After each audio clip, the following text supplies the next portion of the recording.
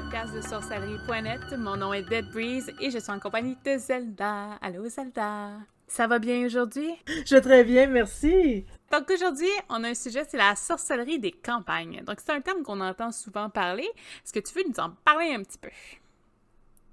Bien sûr. En fait, la sorcellerie des campagnes, on voit surtout la différence par rapport à la sorcellerie comme normale et régulière. Parce que, bon, je pourrais quasiment appeler ça la sorcellerie des villes. Parce que aujourd'hui, c'est sûr que on vit pas comme anciennement, comme au Moyen Âge ou comme il y a 100 ans, 200 ans. On vit pas vraiment encore on vit plus dans des maisons entourées de bois. Dans les villes, c'est assez difficile de faire tu sais, de la sorcellerie, d'avoir des plantes et tout. Et la sorcellerie, elle s'est comme modifiée, elle s'est comme modulée avec tu sais, notre état, notre environnement. C'est-à-dire que quand on pratique la sorcellerie, on fait plus des rituels, on va plus chercher de nos herbes dans les magasins. Et c'est plus à l'intérieur qu'on le fait. Il y a aussi, est venu aussi l'avènement de plus ce qui est divination, tout ce qui est, tu sais, vraiment plus ce qui est à l'intérieur d'une maison par rapport à autant la pratique que les croyances. Autant que justement, là, tu sais, comme des religions, comme la Wicca, que beaucoup de la pratique, des rituels se font à l'intérieur parce que c'est des pratiques qui sont plus en groupe, en coven. Mhm. Donc, tu sais, ça, c'est plus une pratique qu'on peut considérer comme en ville, plus urbaine. La sorcellerie des campagnes, moi, j'aurais tendance à dire que c'est la sorcellerie qui vient vraiment plus de nos ancêtres, qui est transmis tu sais, comme de façon familiale. C'est plus dans la nature parce que, évidemment, quand on va en campagne, on est plus entouré de nature, on a des champs, on a l'herbe fraîche qui est directement apportée pour cueillir, on peut se faire des grands jardins ou justement pour cueillir ce qu'on a de besoin et surtout, on a l'espace pour pratiquer à l'extérieur. Et c'est une sorcellerie qui est vraiment plus proche de la nature, évidemment. Et c'est proche aussi tu sais, on entend beaucoup parler des espèces de recettes de grand-mère que autant au niveau des croyances qu'au niveau, tu sais, comme de la pratique, on voit que, tu sais, c'est des croyances qui sont comme restées là, malgré la religion, parce que, bon, ici au Québec, la religion catholique a pris Mhm. beaucoup d'espace. Mais malgré tout, la sorcellerie des campagnes est restée et la majorité le pratique sans même s'en rendre compte. Comme par exemple mes grands-parents, ben ils faisaient une forme de sorcellerie de campagne sans même se rendre compte que c'était en réalité de la sorcellerie. Je vais juste donner un petit exemple là-dessus. Ben, regarde, tu sais, comme on allume une chandelle à la pensée de quelqu'un quand elle est malade ou pour y porter chance. On va faire un petit mélange d'herbes pour c'est comme aider une personne parce que c'est bon pour l'estomac, c'est bon pour guérir tel petit mot. On va, par exemple, bon, hey, tu sais, pour arriver malheur, je sais pas, moi, on échappe le sel, on va le lancer en arrière de notre épaule. C'est une forme de sorcellerie, c'est une forme de magie. C'est des pratiques qui sont plus restées traditionnelles, si je peux me permettre le Puis mot. ça a l'air de Et toucher quand même beaucoup les superstitions, est-ce que je comprends dans ce que tu dis là? Oui, ben en fait, une grande partie, oui, ça touche les superstitions. Je dis pas que toute la sorcellerie de campagne, c'est lié directement aux superstitions, parce qu'il y en a tu sais, il y en a des personnes qui le pratiquent, puis ils sont conscients de pratiquer de la sorcellerie. Puis le fait de le faire justement en campagne, c'est qu'ils ont absolument tout apporté. Les pratiques, c'est à l'extérieur, c'est facile, il y a l'espace, il y a tu sais, comme l'herbe, il y a tout leur champ cultivable qui est disponible. Ça ressemble beaucoup à la sorcellerie de l'époque, anciennement, qu'on avait, tu sais, comme on sortait de la maison, on avait un bois en arrière, on avait notre jardin où est-ce on faisait pousser toutes les plantes qu'on avait besoin, autant pour se nourrir, mais autant pour faire, tu sais, comme pour faire la guérison ou pour faire nos petits rituels de sorcellerie au besoin. Donc, tu sais, il y a vraiment toute la richesse, elle est là pour pratiquer. Oui, je suis d'accord. Est-ce que c'est une sorcellerie qui est un peu plus intuitive? J'aurais tendance à dire que oui, parce que, ben, c'est très traditionnel, oui, intuitive. J'aurais tendance à dire que oui aussi, parce que avec les connaissances qu'on a, souvent, on peut se permettre d'aller dans la création. on peut se permettre de se dire, tu sais, autant qu'une personne qui est habituée à faire, tu sais, comme des rituels à l'intérieur avec des incantations et tout, tu sais, à un moment donné, on devient tellement habitué que instinctivement, on peut se dire, ah, je pense que si je rajoute telle herbe, ça pourrait être bon pour le mélange que je suis en train de faire. C'est la même chose de ce côté-là. À un moment donné, on vient à le savoir et instinctivement, ben, on en vient à être capable de justement, tu sais, deviner pour dire, ah, je pense que si je mélange telle herbe puis telle herbe, ça pourrait être bon pour telle brûlure, par exemple. Ou, je donne juste un exemple comme ça. Tu sais, les personnes qui découvrent, ben, regarde, je sais pas, moi, t'as la nausée, à ta peu, je vais aller chercher un peu de gingembre qu'il y a dans mon jardin. Aujourd'hui, c'est drôle, hein, ils en vendent au magasin. Mais c'est ça, c'est toute une espèce de forme de, comme de pratique, plus terrain, j'aurais tendance à dire, plus proche de la nature, Parce que plus...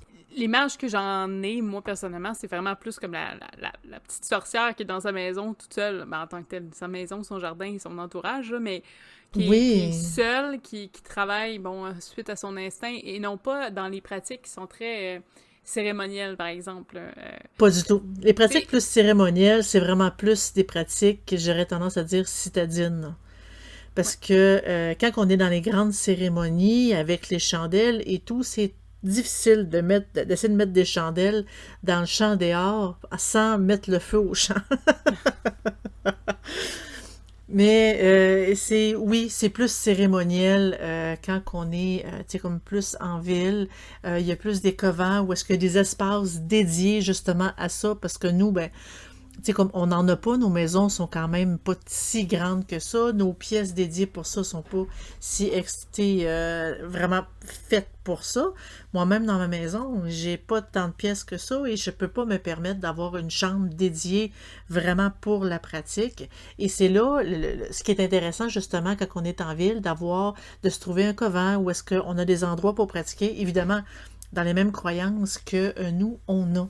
Mais en campagne, l'espace, c'est pas vraiment un problème parce qu'on peut pratiquer à l'extérieur quand même. Puis même, il y a même des clairières qui nous permettent de pratiquer en toute intimité aussi, que ça soit seul ou en groupe.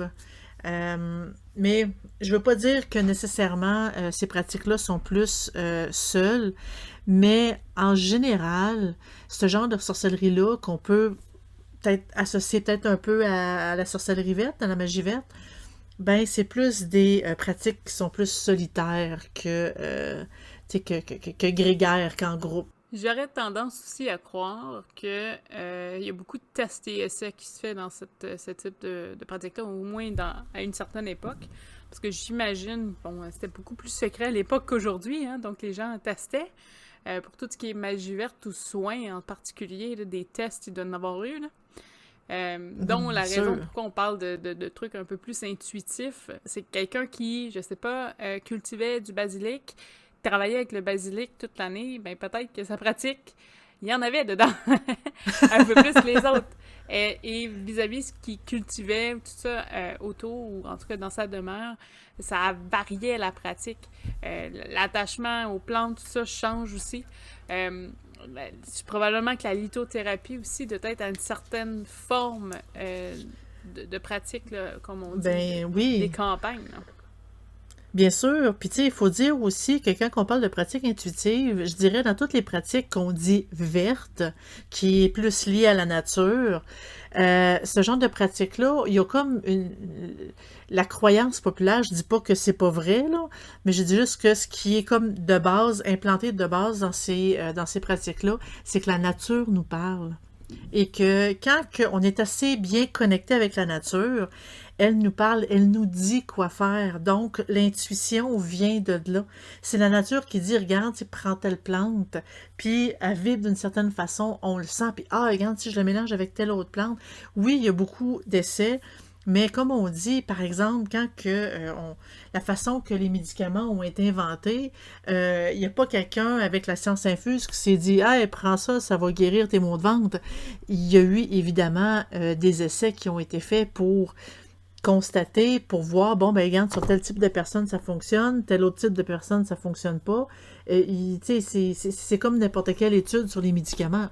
Mhm. C'est la même chose, on fait des essais pour voir est-ce que ça fonctionne vraiment pour tout le monde ou c'est plus aléatoire. Donc, Mais je pense qu'en gros, c'est une pratique aussi qui est très, très personnelle. Les attachements qu'on fait avec les choses ou la façon de pratiquer, je sais pas, quelqu'un qui fait des filtres, tout ça pour les autres à partir de chez eux avec ses objets, va avoir une pratique quand même assez personnelle versus quelqu'un qui suivrait des livres et des dogmes de haute magie, par exemple. Euh, bien sûr. Bien sûr, c'est sûr que quand on parle de sorcellerie de campagne, c'est rare qu'on va parler de, tu sais, comme de dieu, de déesse. Oui, il y en a, mais la pratique, c'est plus que la nature, c'est comme l'être suprême et on l'utilise. Il n'y a pas de, on va évoquer tu sais, comme tel démon ou telle partie. C'est plus des pratiques qui sont plus positives aussi. Mais c'est vraiment une... Il n'y a pas vraiment de religion là-dedans. La croyance est vraiment dans la nature elle-même, dans l'énergie de l'univers, de la nature qui nous fournit, qui nous parle. Il peut avoir des petites créatures comme des fées. Il peut avoir des créatures comme, je dis n'importe quoi, comme des lutins ou des petites créatures de la nature, justement, tu sais, qui nous aident, qui sont là. De là beaucoup que on parle de croyances comme par exemple dans la magie celtique, où est-ce qu'il y a beaucoup de petites créatures, tu sais, comme miniatures qui dérangent ou qui nous aident. Donc, c'est vraiment plus centré vers là. Puis oui, c'est plus tout seul, mais il n'y a pas vraiment de religion qui est mêlée à ça.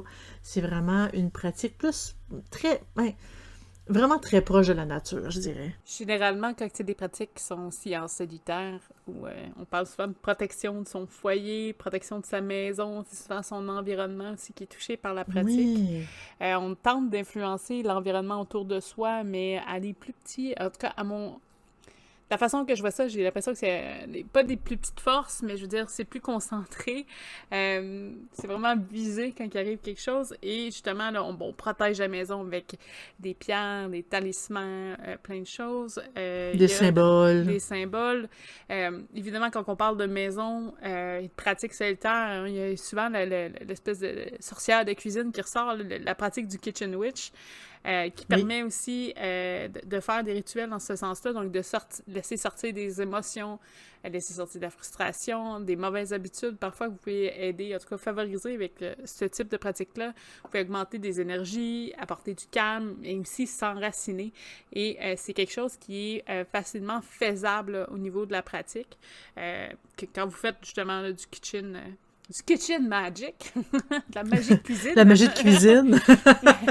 Et évidemment, c'est de faire un aussi avec son propre environnement qui est sa maison. Oui, Sa cuisine, en tant que telle, devient son propre hôtel en soi, mais c'est de faire quelque chose de nouveau, donc de jouer avec les ingrédients. C'est la même chose que, on l'a dit souvent, d'ailleurs, sur le sujet de la Kitchen Witch, c'était revenu comme quoi, bon, ben justement, faire de la cuisine, c'était un peu comme une espèce de rituel qu'on complétait. Au oui. niveau de la pratique de la sorcellerie des campagnes, bon, ben, si vous pratiquez, ça vient automatique, là, c'est inclus dedans en tant que tel. Là. Donc, ça peut être quelque chose qui est très, très intéressant. En tout cas, une section qui est très intéressante à ce niveau-là aussi. Oui, ben c'est ça, c'est carrément ça, en fait, c'est plus une magie qui se fait, c'est comme dans la cuisine. Puis quand on parle de Kitchen Witch, c'est pas nécessairement vraiment juste pour concocter des recettes. On peut faire aussi des savons pour mieux nettoyer la maison, pour mieux nettoyer les énergies en Des même temps. chandelles, des... Ah, n'importe quoi, mais c'est vraiment juste tu sais, c'est une forme de pratique qui est vraiment plus solitaire, qui est vraiment plus, tu sais, oui, on est là pour aider ben, j'ai dit on, je m'excuse, là, je m'inclus pas vraiment là-dedans, où j'habite en ville, mais les personnes sont là pour, tu sais, comme aider les autres, aider le voisinage, tu sais, puis je vois ça plus vraiment comme une partie, une forme de, tu sais, comme de sorcellerie verte, de Mais magie verte, là. là, je t'arrête, parce que t'as Oui, dit, moi, je pratique pas, j'habite en ville. Mais Oui, quelqu'un qui habite en ville pourrait pratiquer quand même, c'est juste pas au même niveau. Ben, en fait, c'est parce qu'il est restreint, c'est mais... c'est très, très, très restreint. En gros, une personne qui habite en ville, il faudrait qu'elle habite à peu près comme dans mon quartier. Moi, oui, je suis en ville, mais je suis plus dans les régions éloignées de la ville, plus dans les pourtours. C'est-à-dire que oui, en arrière de chez moi, j'ai un boisé. OK, c'est pas un immense bois, c'est pas une immense forêt, c'est plus un boisé. Oui, je suis plus entourée de nature, mais je suis très, très, très, très, très proche de la ville. Je pourrais me faire avec, tout dépendant de la grandeur de votre terrain, par exemple, vous pourriez vous faire un gros jardin, puis vous pourriez faire une forme de pratique. Mais c'est sûr que vos voisins, si vous faites un rituel à l'extérieur, ils vont vous en garder croche un peu parce que malheureusement, quand on est en ville, quand on est dans une situation plus citadine, où est-ce qu'on est plus proche de nos voisins, disons que quand ils nous regardent par la fenêtre, ils voient très bien en général, ce qui se passe dans notre cour. C'est assez bizarre un peu, hein? C'est comme aller prendre un bain de minuit, comme qu'on dit, quand que les voisins peuvent nous en regarder. C'est un peu plus gênant. Mais Donc, en gros, euh, courez pas autour d'un feu nu, si vous êtes en pleine ville. Mais, idéalement, ben c'est comme un bain de minuit, hein? Aller se baigner nu avec votre conjoint, pas juste pour se baigner nu, hein? Souvent il se passe d'autres choses. C'est peut-être pas évident quand il y a des voisins qui peuvent regarder. C'est la même chose pour les rituels. Regarde, si vous avez peur du jugement de vos voisins, évidemment, tu vois, moi, je suis comme il pas faut 100%, s'abstenir. 100% d'accord avec ce que tu dis dans le sens où, là, je vais m'expliquer par exemple, dans le sens où, bon, ben, quelqu'un qui a justement une propriété ou même un appartement avec, oui, fait pousser ses plantes, mais il peut quand même pratiquer une pratique solitaire qui est d'intuition, qui est aussi de créer juste avec la Kitchen Witch en tant que telle, ça touche beaucoup. C'est sûr que, bon, aller dehors pratiquer, ça va être peut-être un petit peu plus difficile en appartement. Ça se fait, mais c'est très difficile en appartement. Je Assez. pense que c'est quelque chose qui est quand même faisable. C'est sûr que ça sera jamais l'idéal de vivre en campagne avec ses propres produits, sa petite ferme, si vous voulez, là. Puis ses produits vraiment ultra frais. Mais je pense que ça peut quand même être fait. C'est un type de pratique qui est... Oui, ça reste que c'est 100% possible. Tu sais, comme ben, toi et moi, on en connaît des personnes qui pratiquent ce genre tu sais, de pratique-là et ça habite en appartement. C'est juste que leur appartement est rempli de plantes, leur balcon est rempli de... Parce que ça, c'est sûr que ça se vend des espèces de racks de support pour mettre des plantes, pour les faire pousser, Mhm. malgré le fait qu'on a un espace restreint. Oui, ça se fait très bien. C'est juste que justement, ça demande beaucoup comme j'appelle, beaucoup de capacité à faire du Tetris. C'est-à-dire être Ouais. capable de bien s'organiser pour quand même avoir un espace vital, être capable de vivre, malgré le fait qu'on a besoin de toutes ces plantes-là. Pour faire pousser tout ça, ça demande justement beaucoup d'entretien parce que là, il faut le faire nous-mêmes. C'est pas la nature qui l'entretient à notre place. Tu sais, c'est pas la pluie qui les arrose à notre place. Nous, il faut le faire quand ils sont à l'intérieur. Parce que Donc, pour toi, Sorcellerie des campagnes, c'est que tous les produits sont 100% sortis de sa propre floraison. Tu sais, je veux dire que c'est soit qui pousse de l'herbe ou... ben, plus que le produit est frais, plus que le produit a, tu sais, comme, a l'espèce d'énergie pour qu'on Mhm. puisse, tu sais, bien l'utiliser. Et je dis pas que de l'herbe sèche, ça fonctionne pas bien. Mais quand on est dans le frais, en fait, le processus de faire sécher nos herbes, de toutes les préparer, vu qu'on le fait, on y met notre propre énergie. Donc, ils sont plus faciles à travailler par la suite. C'est tout simplement ça. Parce que j'aurais pensé, tu sais, que quelqu'un pourrait aller juste s'acheter un plant de basilic, puis le faire sécher Oui. après à la maison. Tu sais, ça revient... je sais que c'est pas toi que... Mettons, la personne qui a mis le grain, puis là, le basilic qui a poussé, mais des fois, c'est pas mal ce qu'il y a de plus proche du extrêmement frais que vous pouvez aller chercher. Oui, mais d'un autre sens, je vais rajouter un argument Ouais, ouais, là-dessus. ouais, y a pas de quoi. Tu as sûrement déjà entendu parler tu sais, qu'on peut parler aux plantes et elle réagit. Elle Mhm. réagit à l'attention qu'on lui donne, elle réagit à la façon qu'on parle, elle réagit à la musique qu'on joue. Donc, c'est sûr qu'une plante achetée en magasin, on peut facilement s'imaginer le processus de la création de cette plante-là, quand que, contrairement de notre côté, que nous, on en prend soin, que nous, on s'en occupe, soit qu'elle est directement dans la nature, puis la nature fait son travail, puis elle le fait très bien, ou que c'est nous, avec notre énergie, avec, tu sais, comme on en prend soin, on s'en occupe, on est vraiment pour, comme, attentionné envers nos plantes, envers nos pousses. L'énergie est pas pareille, la plante réagit pas de la même façon. Donc, moi, j'aurais plus tendance à croire que c'est toujours mieux quand on s'en occupe nous-mêmes. Est-ce que je dis que c'est le mal d'acheter une plante déjà faite en magasin? Non. Mais une personne qui veut vraiment pratiquer le type de sorcellerie de campagne, ce genre de sorcellerie verte-là, ce genre de personne-là veut faire pousser ses propres plantes parce que le trip vient de là. Il tripe sur ce genre de choses-là. Sinon, ça serait l'espèce de sorcière des campagnes paresseuses. Ben, je dirais pas paresseuse, je dirais plus quelqu'un qui est peut-être moins enclin ou qui n'a pas la place disponible parce que, avoir vécu longtemps en appartement, des fois, s'encombrer de plantes, c'est peut-être pas l'idéal, mais bon, faut que tu trouves des alternatives. Des fois, ça peut dépanner. C'est sûr que vous faites peut-être pas ça toute votre vie, mais il y en a. Moi, j'ai un endroit où j'habitais, j'avais 0 jardin. Là. Je veux dire, j'habitais au 3e, c'était un petit peu difficile. Puis les balcons n'étaient pas assez solides pour faire tenir quoi que ce soit. Ils étaient peut-être un peu dangereux même. Mais tu sais, je veux dire, des fois, il faut y aller aussi avec les moyens du bord. Tu sais, c'est peut-être mieux de prendre une plante fraîche va vous coûter un petit peu plus cher. Oui, vous ne l'aurez pas fait pousser, mais au moins, elle n'est pas déjà séchée, toute détruite pour faire vos trucs. D'un autre côté, ça dépend aussi vous de la vos travaillez travaux, pareil. Là. Pour ce qui est de tout l'aspect Kitchen Witch, oui, évidemment, l'idéal, c'est de travailler avec des trucs frais. Vous ne l'avez pas, mais ces personnes-là... Hein? Ces personnes-là, c'est les personnes qui veulent faire de la Kitchen Witch, qui veulent faire ce type de sorcellerie-là, ils trippent aussi à faire pousser leurs choses, ils trippent plus nature. Ils sont pas comme moi qui ont de la misère à garder une plante à la maison parce qu'elle finit toujours par mourir. Non, mais je suis pas 100% d'accord, mais je comprends. Parce que Kitchen Witch, ça me parle beaucoup. Mais moi non plus, j'essaye de faire pousser des trucs, puis ça meurt, là, tout cher. Mais vraiment... Je lui donne pas assez d'attention, c'est vraiment ça, je lui donne vraiment pas assez d'attention. Ah non, moi, c'est pas l'attention qui manque, ça, je les arrose trop, soit j'ai noie, soit ils sèchent, soit il y a de quoi qui finit par pourrir, puis là, en tout cas, ils attrapent toutes les maladies, ils sont... En tout cas... Bref... Il faudrait que quelqu'un nous donne des trucs en commentaire, s'il vous plaît.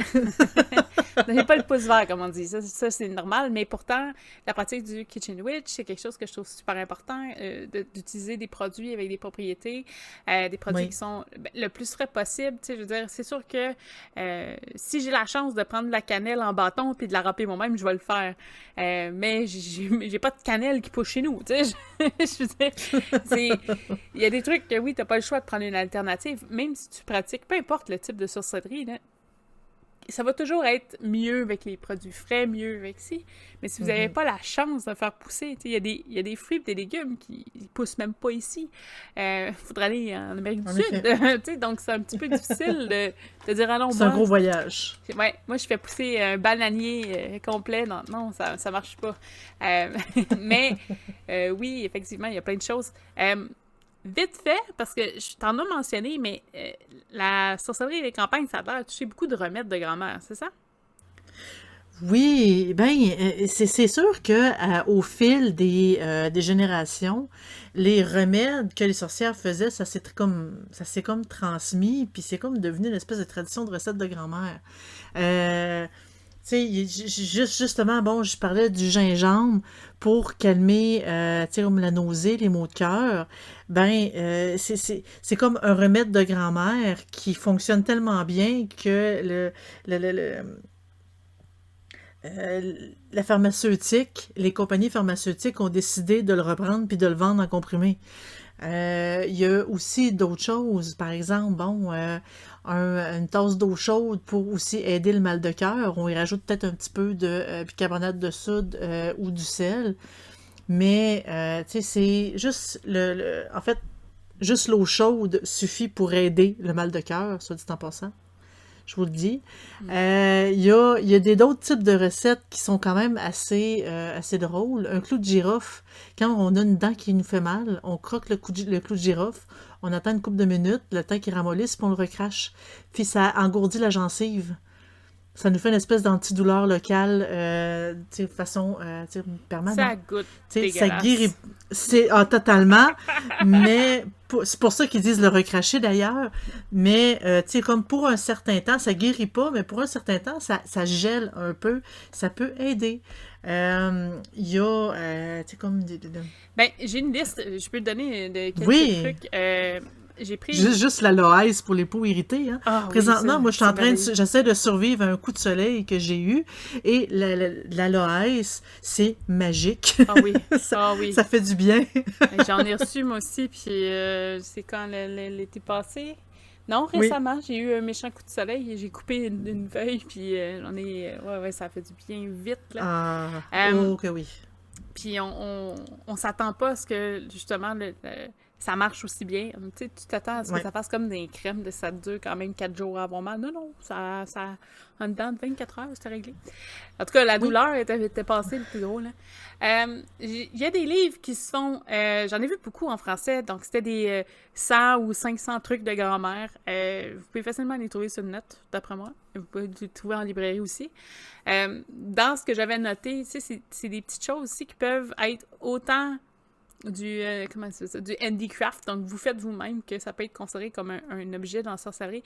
J'ai été dans le général, là, en passant, là, j'ai pas vraiment été dans le spécifique lié à la sorcellerie, c'est un petit peu plus difficile à trouver, mais tu sais, il y avait des trucs comme fabriquer une colle 100% naturelle, entretenir la santé des plantes naturellement, éviter l'évaporation de l'eau des jardinières. Tu sais, c'est des petits détails qui sont, bon, qui paraissent anodins, mais quand votre but, c'est de faire pousser toutes vos choses, c'est des petits trucs qui sont intéressants. Fabriquer un insecticide, un engrais naturel pour les arbustes ou les plantes d'intérieur, protéger les plantes des animaux domestiques, parce qu'ils aiment ça grignoter sur des plantes. Euh, Mhm. comment utiliser les gousses d'ail pour avoir de l'ail. J'en ai appris beaucoup là-dessus récemment, mais parce que je fais pousser mon ail, en tout cas, j'essaye ça. Mais oui, tu sais, c'est tous des petits trucs. Améliorer, c'est tout le traitement des soins capillaires, donc pour favoriser là, la racine au niveau des cheveux. Apaiser des allergies. Bon, les coups de soleil, on l'a nommé aussi un petit peu plus tôt avec l'aloès. Atténuer les allergies aux chats. Combattre le stress. Donc, toutes des petites choses qui...